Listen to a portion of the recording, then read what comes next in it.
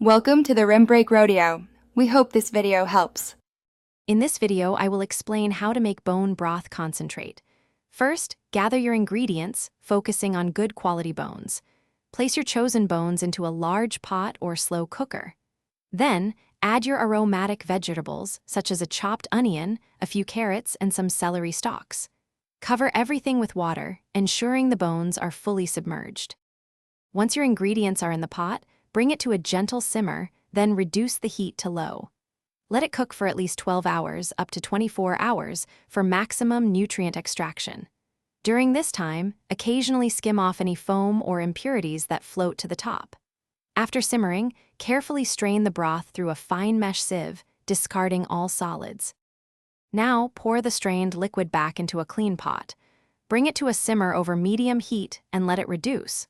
This process concentrates the flavors and nutrients. Continue simmering until the liquid has significantly reduced in volume and has a thicker consistency. When cooled, it should be gelatinous, like a firm jelly, indicating a successful concentrate. To store your bone broth concentrate, you can refrigerate it for up to 7 days. For longer preservation, freeze it in small portions, like ice cube trays, which can last for several months. To use, simply dissolve 1 to 2 tablespoons of concentrate in a cup of hot water for a quick, nourishing broth.